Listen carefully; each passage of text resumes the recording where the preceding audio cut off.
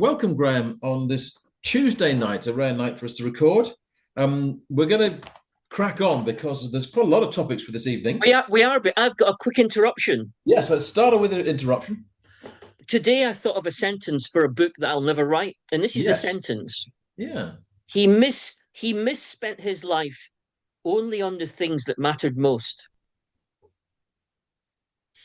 I like that. Yeah, but it sounds too good to be true. It sounds like I may have accidentally paraphrased something else because it sounds too good. What made you come up with this phrase that you're now rejecting? Probably because I'm correcting the book on Chris Simpson and I Magna thought it Carta, might be so that. I thought it might be that. little things are popping in my head all the time. Yeah, I fair might use enough. that in the book. He Yeah, misspent his yeah. life only on the things that mattered most.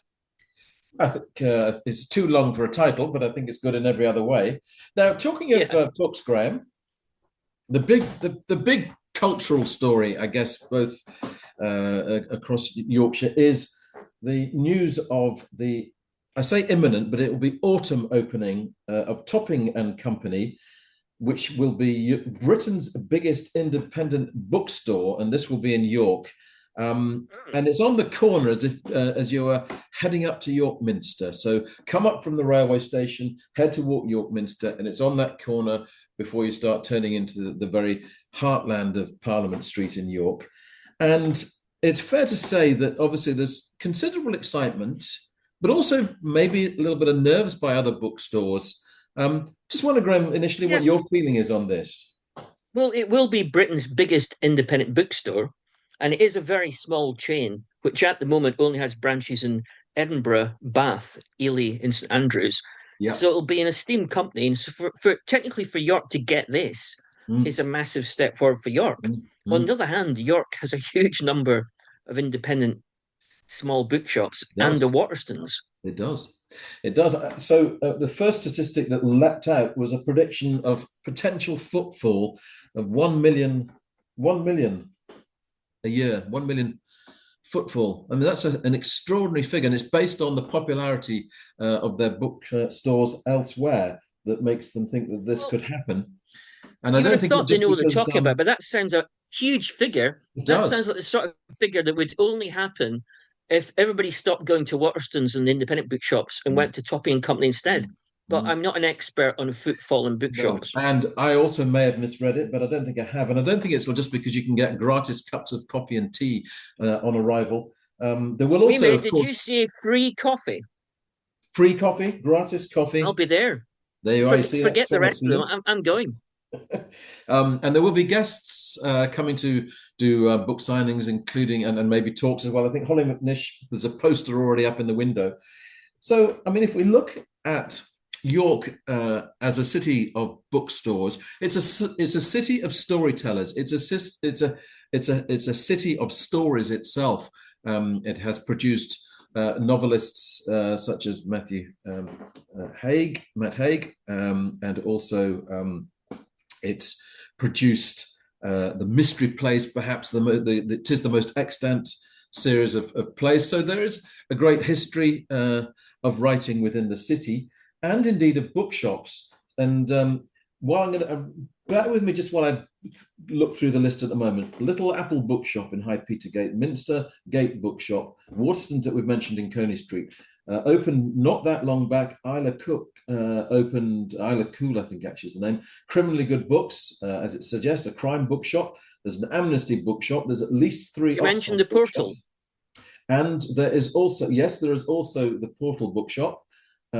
the Portal Bookshop in Patrick Pool. There is also Lucius Books in Micklegate, which are the specialists in first editions. There's Janet Ray, who's an antiquarian bookseller in Bootham. Also in Bootham is Richard Staples' bookshop. Richard, who has worked over the years at BBC Radio York as well. And that is Blue House, which has predominantly children's books in it. Now, Hmm. there is a churn of bookshops in the city. If we look at what's gone, so Borders came and went. Ken Spellman's long-standing gone. Fossgate Books gone. Yeah, Jack well, the London Borders Books is quite gone. significant because Borders tried to be everything to everybody, and it's It the did. only time you've had like a three was it 3 stories Borders in I York? think it was, and including a coffee house, obviously on one of those, Yes, and so it's the biggest, it's stationery previously and the biggest music, of bookshop course. York's ever Yeah, had, and yeah. it didn't it didn't work. Ultimately, it didn't. Of course, there was also Mm, Barbican bookshops and Stone Trough bookshops, George Ramsden's bookshop. So there has been a churn of bookshops within the city. But mm. I think my instinct on this is, I mean, we're speculating as to what the effect might be on Waterstones, who also, more worryingly, I think, is for W.H. Smith, who I do think have got the potential to become the next Woolworths. Sadly To so. me, their bookshop is the least thing that you remember that they've got, is that they do have books. We know stationery, and Yeah. of course it remains the best news agency Yeah, to go to. W H Smith's used to be a great place for books, but over the Yeah, years they've stopped stocking as many books yeah, that aren't just bestsellers. As they've switched to just focusing on the bestsellers, it's actually eroded their own audience for buying yeah. books, which is a strange dichotomy, but So that's what their policy has done.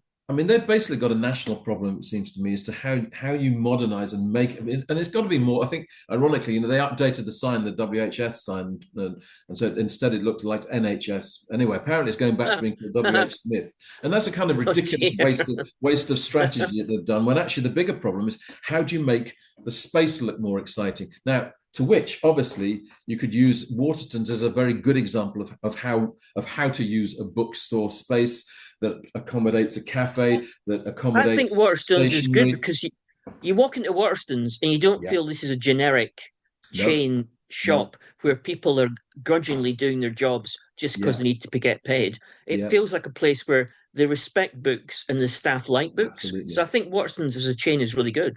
I think the Topping and Company will be on that level as well. What I feel it will make all the shops have to do is to up their game as probably, well, in fact, not just probably, but definitely. But I think to have confidence, each of them, in what makes them distinctive. Now, it's very obvious what makes, for example, criminally good books distinctive. It's tapping into that huge market, crime books. What makes Little Apple's bookshop so good? Well, I think it's fair to say that Philippa Morris and Tim Curtis, they're delightful people that run that bookshop. You can get signed copies there. The personal attention is fantastic there, and they get books very quickly now. Maybe other places do that as well, but that's the kind of bookshop that I think works really well in the city. And I just think they've got to be confident in themselves that there will still be Yeah. loyalty. I think Well, that there will be Harrogate's only loyalty. independent bookshop that stocks new books Yeah, as opposed to secondhand books is Imagine Things. yeah. And that's successful because the owner is really nice and has made the Mm, shop really mm. child and family friendly. Yeah, yeah. I think that's important. I mean, I look at there's this idea, though, York's a great place to come and shop, and I'm never wholly convinced about that. When it comes to fashion, I just don't think you can make that argument. You can definitely say that the cafe culture and the restaurant culture in the city has vastly improved over the last 20, and in particular over the last 10 and even last 5 years. I mean, it's unrecognizably better than it was. Yeah, And I but think here's that, the funny thing about York, Charles, which you know yeah, better than me, having yeah, written for the press in York for decades. yes, The funny thing about York is that it's got such a deep history, it's yes, got such a great cultural offer yeah, overall. And mm, yet, bizarrely, despite all that, when you go into York itself, apart from tourists, it mm. feels like a drinking town. It feels like the sort of place where It, people go on pub crawls. it is a drinking city. It is a drinking Mm. culture city, and it could be argued that on Fridays and Saturday nights, locals leave it to the incomers to do what they do, and that seems to me to be a ludicrous state of affairs that it's like that. And actually, one of the things to counter that, I think, is to make other things better quality than they are. So that it isn't just about coming to get drinking and to get drunk. It has to be more than that. Now, part of that, actually, I would argue, is that if you make the shopping higher quality. Now, the best example of which I think is the bookshops. I think the bookshops, the standard of bookshops in the city is fantastic. The standard of tea shops in York is remarkable. Now, you might think that's a small thing, but pretty well everyone drinks a cup of tea or a cup of coffee or whatever, and you can I get think fantastic. York, I know this. I sound yeah. very, really. Oh, it's such lovely coffee, such No, lovely no, tea. as a man who likes pub crawls himself, I'm Yeah, not against the idea of York having lots of bars. It's great. no, nor But me. but No, they drown out all the other stuff that's happening yeah. quite a lot of time. It's almost like York needs a series of festivals based on the other things it does really well. Yeah. There should be a bookshop festival. There should be an independent cafe festival. Yeah, They need to like do new things that take over the town yeah. briefly I and mean, take away we from. get literature festival. We're just ongoing at the moment. The York Literature Festival. We also have the Festival of Ideas that comes up in June. So we do have festivals like that, as well as the more obvious Roman festivals, Viking festivals Yeah, but within the they city. need to have things that actually happen on the streets and Yes, in the square. It needs to take over the city. It's not just it needs to happen in food fest, shops and in venues. our two food festivals do that. Yeah, that's true. That's true. So but I think the point I'm making here is that I think the bookstores are pretty much the highest quality concentration of good things within the city. And I look by contrast at the fashion houses not being good in the city. I still wonder about, in terms of how wide ranging and how high quality our sort of our decor departments, etc. There are, of course, some stores like Barnett's that are wide ranging with that.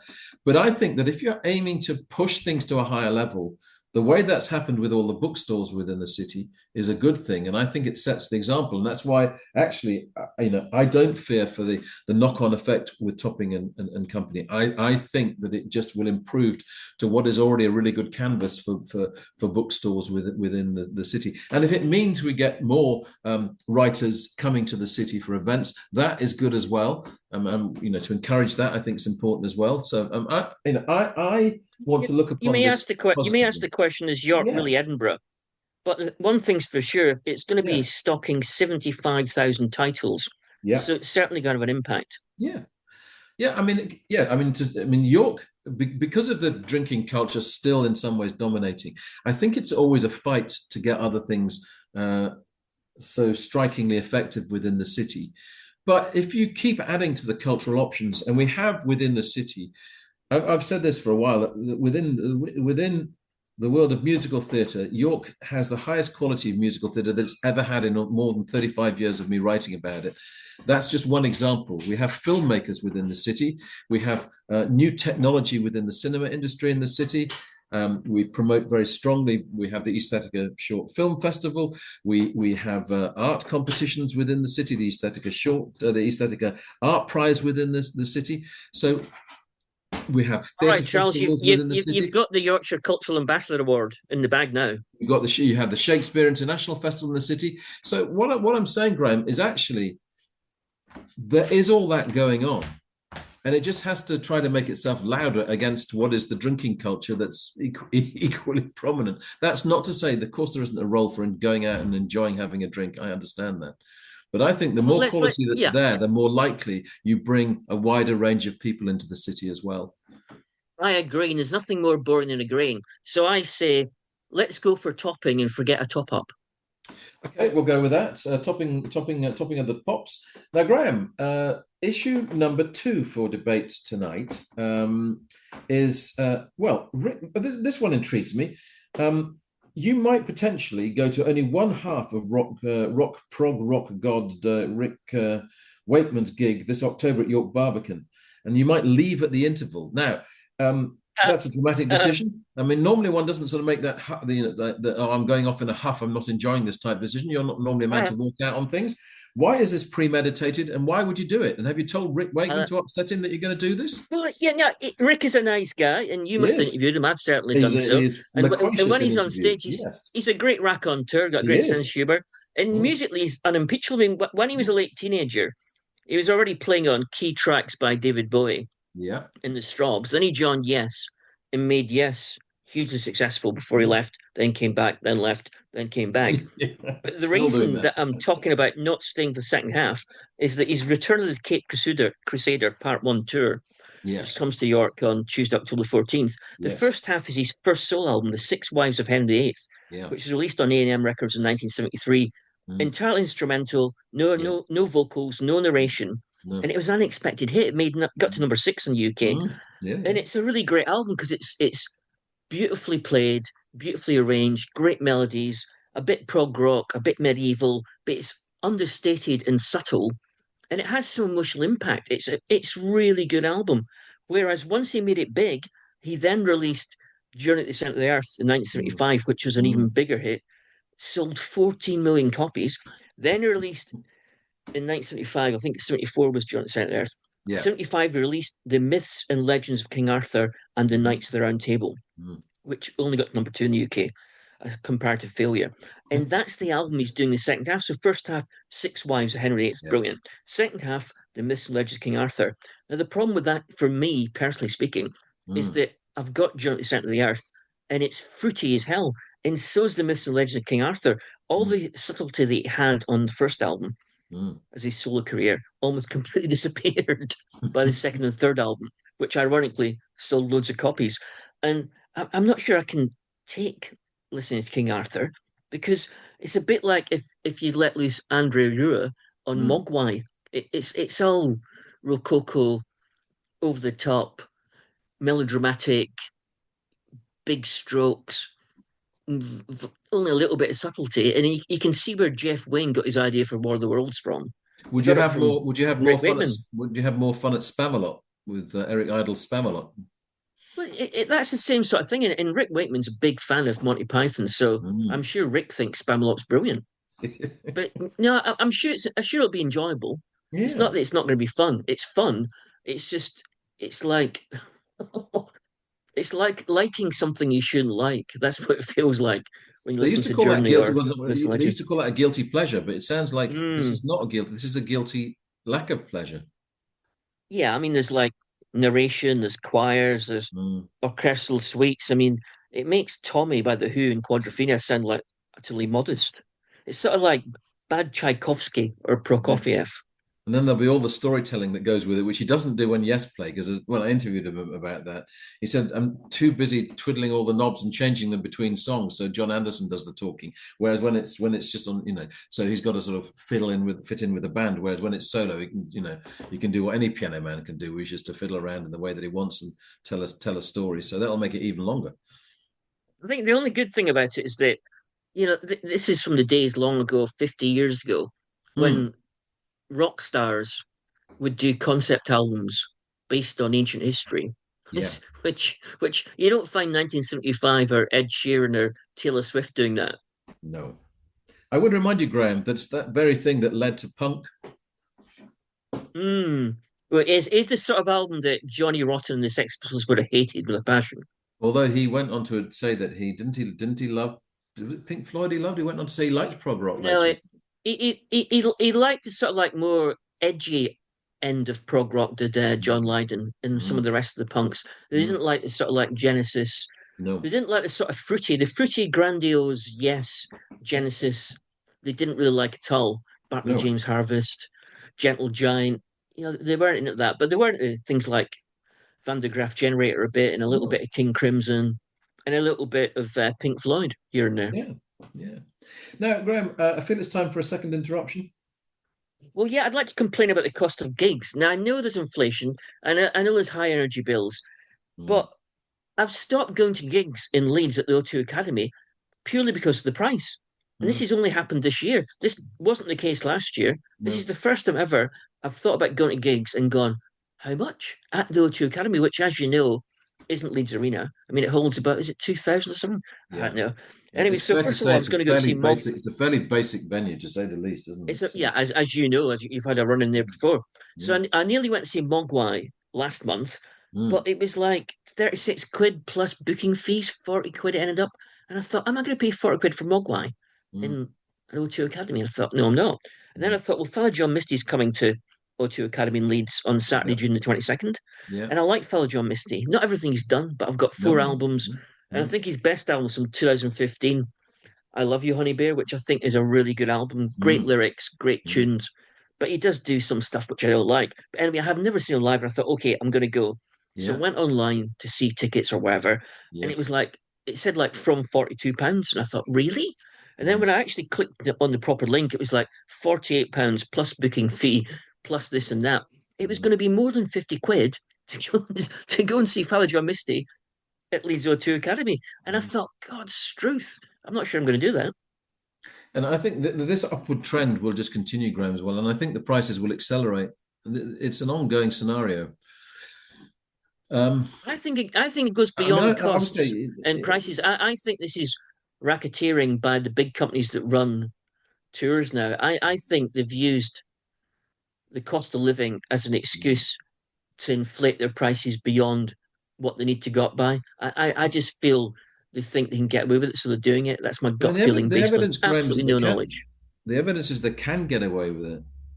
Well, yes, so they do. That's Because the key part of I businesses. don't see Yeah. gigs not selling out. I mean, if you consistently you look at York Barbican consistently, and it looks to me like this is the busiest program I can ever recall at York Barbican Centre. It Mm, is mm. busy, busy, busy, and you go on and Yeah. you look at ticket sales, and it's consistently strong.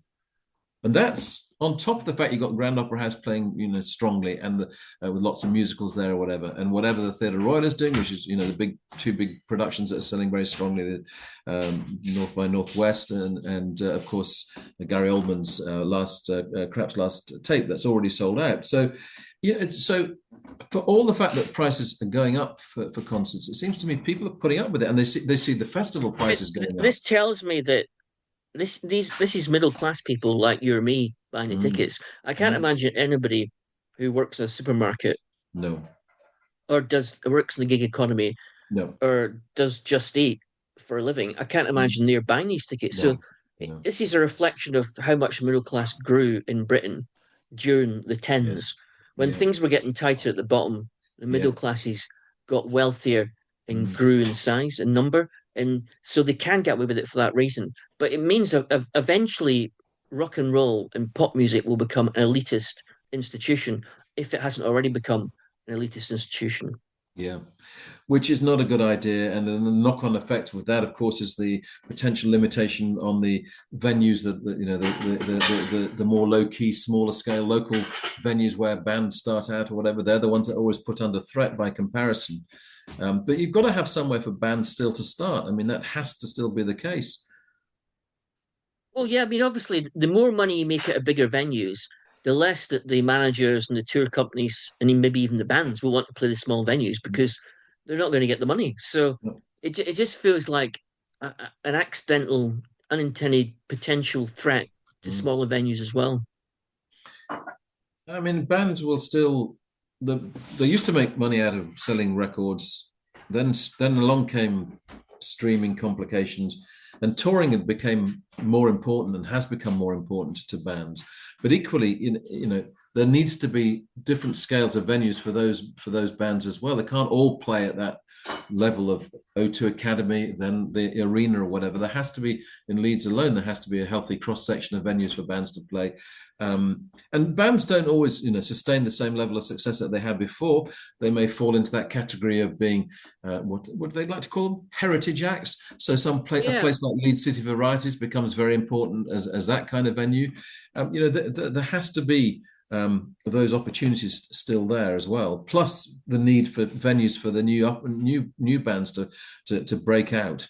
And they're the venues that possibly are more under threat. I mean, we've seen obviously closure of Victoria Vaults in York as an example of that, and we do still have Fulford Arms that does that, and the Crescent also does put on new acts, and Navigator Art in York and Art and Performance yeah. Well, looks to put on but new acts in York at various different yes, places. we're not talking about an immediate crisis. It's just No. a worrying trend.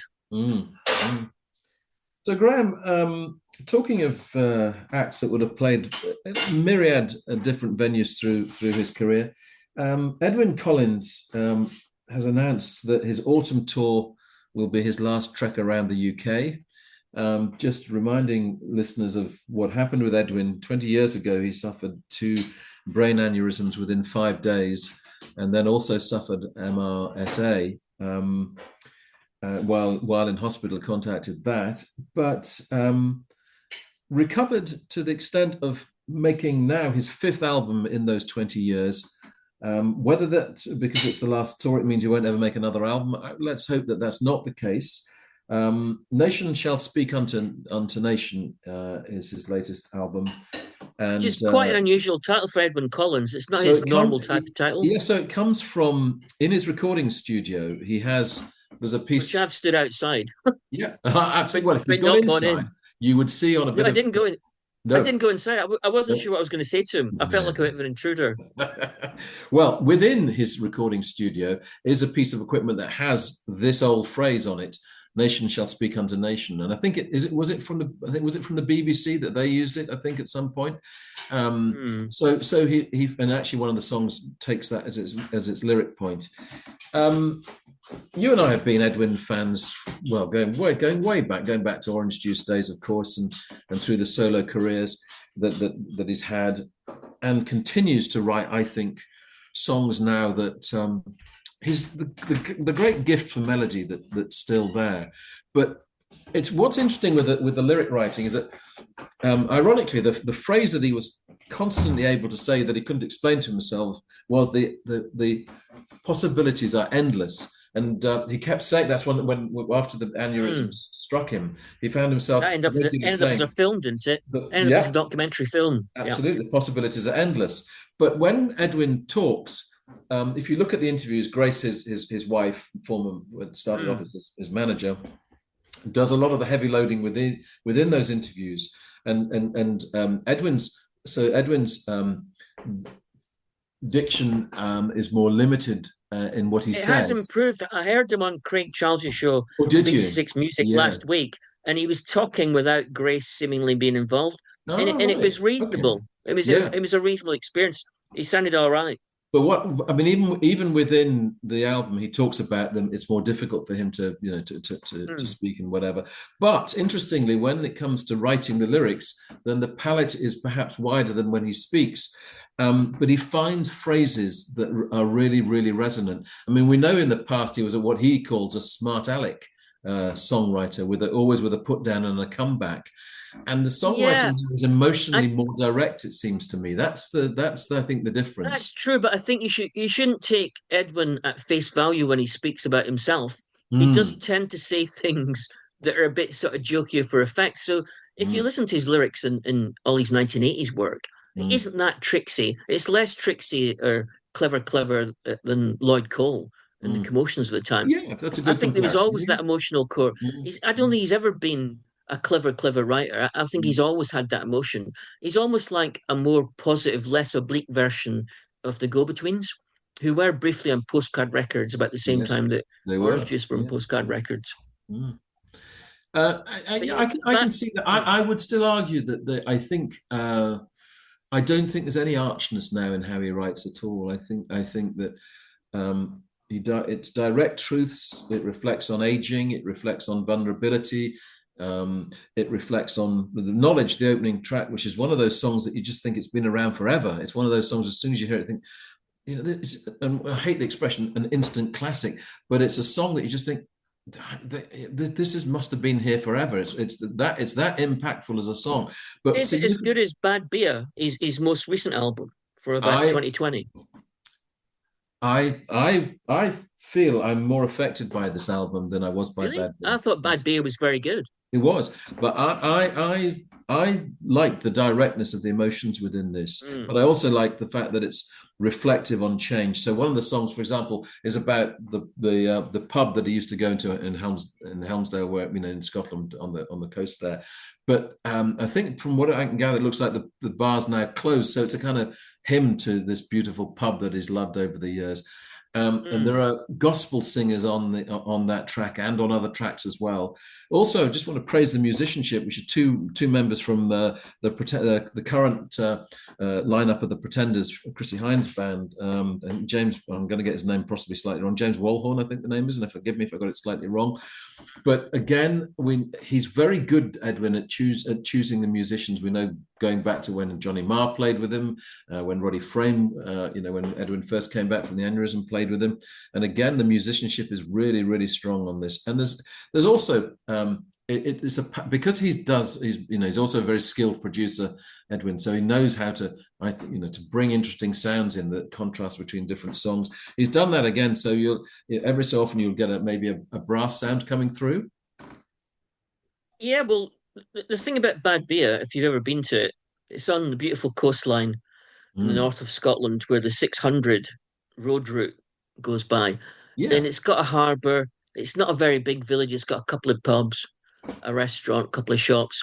Yeah. but it's right on the coast. And although it can be beautiful when it's sunny, when it's not sunny, it's you're really open to the elements. It's Mm, quite a sort of like darkly romantic, stormy place. So it really taps into being emotional. This where he mm, lives. mm. You're open to being affected emotionally on a daily basis. Yeah.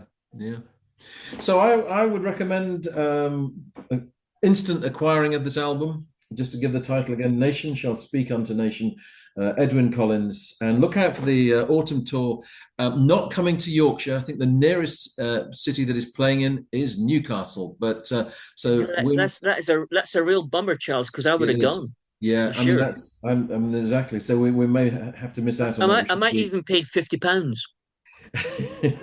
absolutely. Now, Graham, topic next. If we're looking at one of the things that Graham does regularly is hosting what's called the vinyl sessions in Harrogate.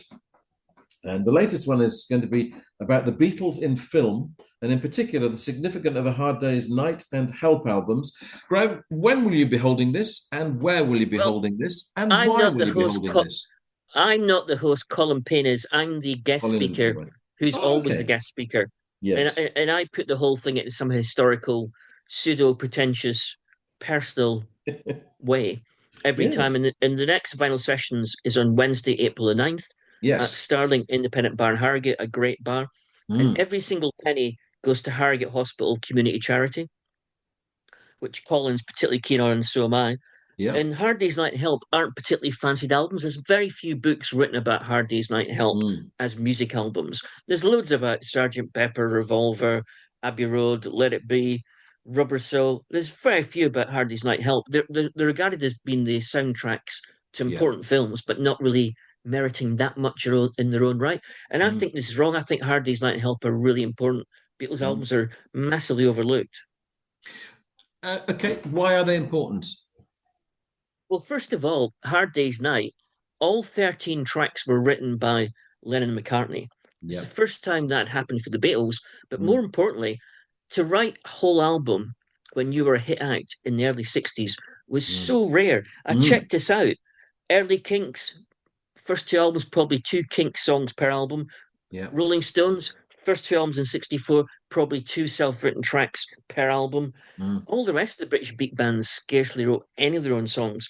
And even the rock and rollers, I looked back to the 50s, early 60s, even Eddie Cochran and Buddy Holly, though they wrote some brilliant songs, never did a whole album No, that's true. where they wrote every single song. The Mm. only two acts I could find who did a run of albums where they wrote every track were Chuck Berry. Yeah. Amazingly, Chuck Berry's first three albums, every track was written by Yeah. him, full of classics. Yeah. And the early Beach Boys, there's two early Beach Boys albums on the trot, written Mm. entirely by the Beach Boys. Mm. That's it. So just to have Hard Day's Night being a huge success, written by the Beatles, is a massive step forward. Mm. And the songs are great. It's packed with energy, packed Mm. with melody. You know, you can feel the Beatlemania within the grooves, but it's also got little sort of like somber, subtle moments that hint at sophistication to come, like Things We Said Today by Paul, or I'll Yeah. Be Back by John, and I Love Her by Paul. Mm. So it's a much more significant album than it's given credit. And Mm. Help is even more interesting musically. Which year was Help? 65, Hard Day's Night in 65. 64, Yes. Mm. Help 65 a year Mm. later. Mm. The Mm. reason it's really significant is because it's the first album where the album does not trade on the Beatles' mix of energy, rawness, and innocence. Yeah. It's purely an adult album. Now, it's not overall of higher standard as Rubber Soul when it comes to songwriting, perhaps. Mm. It's not Mm. overall as radically sound and sonic wise as Revolver, but Yeah. it's the first steps they took away from the mop tops that had the girls screaming around the world and that had Yeah. succeeded so well in small venues in Liverpool and Hamburg. It's definitely an adult album. They add like bits of flute, bits of strings, little songs. Even the worst song in the album, You Like Me Too Much by George, it begins and ends with a little sort of like sub New Orleans piano bit, which really doesn't relate to the song at all, but makes it way better by doing it. Yeah. And it's got like some great songs. I've Just Seen a Face, which basically set the template for the Monkees. Yeah. helped the title track. You've Got to Hide Mm. Your Love Away by John, sort of sub Bob Dylan, but Yeah. somehow better than a lot of Bob Dylan. The Mm. Night Before by Paul. Mm. Ticket to Ride, which is a phenomenal track with only Yeah. probably two chords. And sometimes I think Ticket to Ride's the best song they ever did. Yeah. It's just an amazing album. And Mm. even though it's not as good as what was about to come, it was certainly the best thing they'd done by miles up to then musically. Well, Graham, I hope people still feel the need to go to the talk after your definitive run through of what you'll be talking about there, and looking forward to that. Our last topic for tonight, I don't know if you have or have not yet seen the Alto Knights. Have you seen the Alto Knights? I haven't. I saw the trailer. I got slightly worried. Okay, let's hear why you're slightly worried first. I think worries that have probably Well, been borne out by the fairly negative reactions to this film.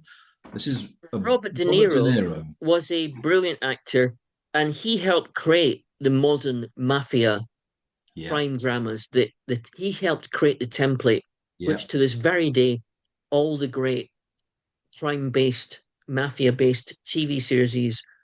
and films still do. Still In do, don't films they? like The Godfather in Yeah, 1972, yeah, uh, and then later Goodfellas. yeah. So the guy's great, and he's a great actor. I mean, Taxi Driver, Mm, amazing. Mean mm. Streets, amazing. But King of he's now comedy quite old. He's quite old. He's not at the in his peak of his 80s. powers. Mm. And when I saw the trailer, I thought, first of all, he's playing two people who look quite similar because there's only one Robert De Niro. Secondly, mafia stories have been done so often, so many times now, that how can this possibly not be cliched? And I got the distinct feeling from the trailer, this is going to be a film full of cliches. So, in the moment of watching it, I was quite enjoying it, but I was aware of having to constantly work out. Right, has he got the prosthetic nose on? All right, this is because it's two. They're basically two mafia leaders, warring mafia leaders. They grew up together, but they did that thing of becoming competitive.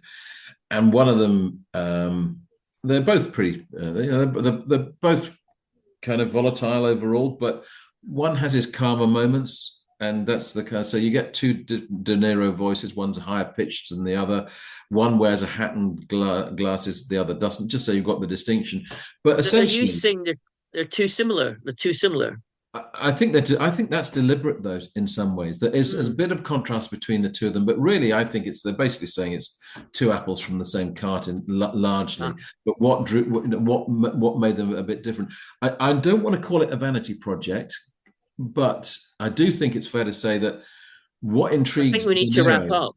I think we need Okay, to wrap up, Charles. So say okay. something about the film that defines Okay. what whether you should go and I see it or think not. I think what intrigued De Niro was the possibility of, well, was being able to play two characters.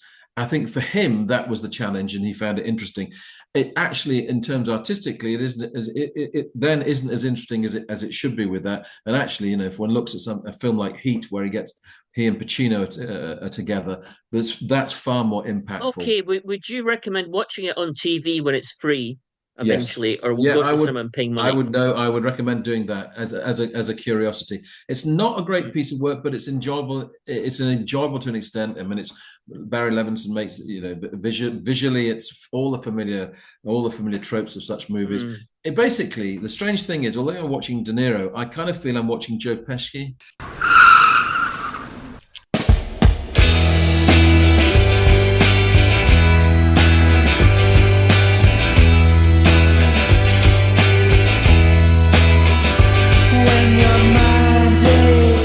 You've been listening to the podcast Two Big Egos in a Small Car. Your hosts were Graham Chalmers and Charles Hutchinson. This was a Baltic sub production.